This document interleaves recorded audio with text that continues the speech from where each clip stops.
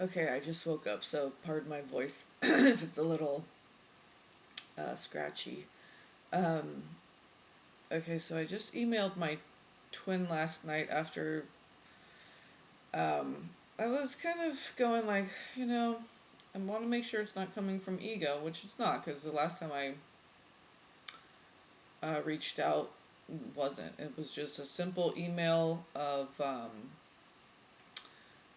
I said, I'm here when you're ready to come home.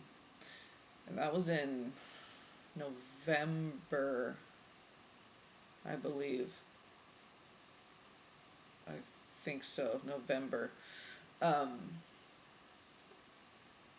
and that was a little bit after a year because the last time I had seen him was September the year before. So, but anyway, and I just emailed him in the subject line. It said absolute truth, and then the email said you are love, and R, the word R was all in caps. So, and then a smiley face with three with a triple chin, because that's a little thing that you know a little kind of inside joke thing between us. So I did a smiley face with three little the mouth part, three of those. So it was a triple chin smiley face. Anyway, okay, so that just felt good to just release that because it's ego either way. If you're saying no, I'm not going to contact him. No, no, no, no, no. That's ego too, and it's also ego trying to contact them all the time. So it has to be balanced, right? So I'm like, well, I haven't contacted him from November. Since November, I keep getting, from some divine feminines that I really respect out here and connect, resonate with, and feel like we're on the same level and stuff. And so, it's good. We have encouragement out there. Um, because it just made me think. I just don't want it to be coming from ego or a place of lack or one way or the other. So I was like, okay, I'm just gonna send it out, and I felt good. And just even if he never reads it or whatever, what you're doing is you're putting that energy out into the cosmos of just unconditional love and just releasing it with no attachments, no expectations. So just doing that shows the angels, God, your guides, your team, your twin flames higher self, your higher self. It just proves to your whole team that and it helps the collective as well by just that good balanced um, unconditional love energy coming from us, the divine feminine. And my dresser just cracked right when I said unconditional love something. Okay, so oh, it just did it again. Unconditional love is the key. Oh my goodness. Okay. Yeah, my dresser just settled and did a little crack. Very interesting. It's so funny because it makes little sounds now and then. It's like my twin flame communicating through my dresser. Um, so anyway, okay. So I wanted to share the dream. So I wanted to tell you about how I reached out after since November, however many months that is, and um, and just the nature of the email, very short and sweet, to the point, no open ended, just letting him know the absolute truth is that you are love. Um, okay, so my dream, and it's right before I woke up, right? And then this was right before I woke up the second time. Um, so the first part, when I woke up the first time, it was the last thing.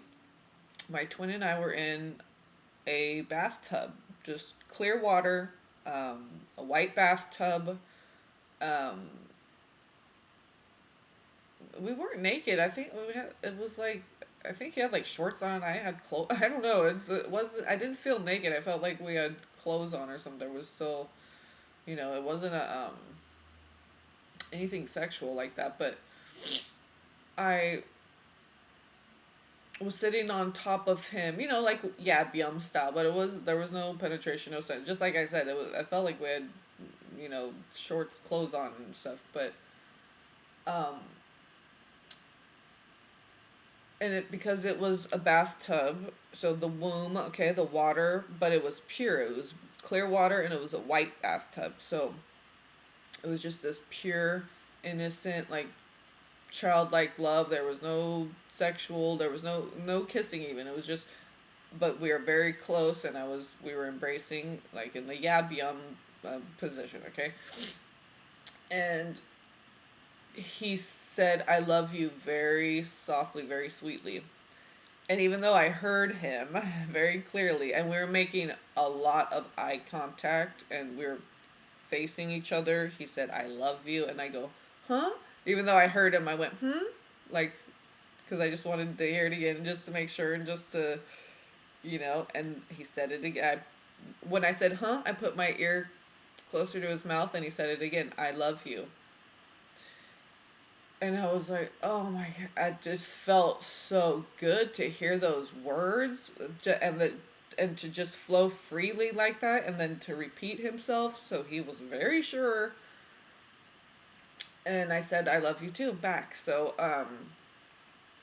okay. And I just woke up, just, that felt so good. Like when I got the news from my dad that my brother is home and off, it was just, it felt so good to hear those words, just like this washed over feeling of just pure love, no attachments, no restrictions, no entanglement. It was just so beautiful. Like when you give birth to a child, and just that love, all that oxytocin, it's just, it just felt so good, and but calm, you know what I mean? Yeah. So the second part, okay, so when I fell back asleep and woke up the second time, what I saw was, it was a dark room, and it was a tall bookshelf filled with books. I could only see it because the candlelight was shining on it, and there was this one big pillar candle on the top center of the bookshelf. It was just the candle up on the top, and all there was in the bookshelf was just books, packed with books. Okay, so what this kind of, and it can kind of relate to the tower card in a way, and the temple energy, building the temple. Um, but what I got from it was all the work that we had done, all the information that we had gathered on our spiritual quest, on our spiritual journey, on this path, was represented by all the books. And the peak of it was this big giant candle. Okay, so that was like the oneness, connection with source, the illumination of all this hidden knowledge. And it was very ethereal. It was very much a connection with God and this whole path. And I just really felt,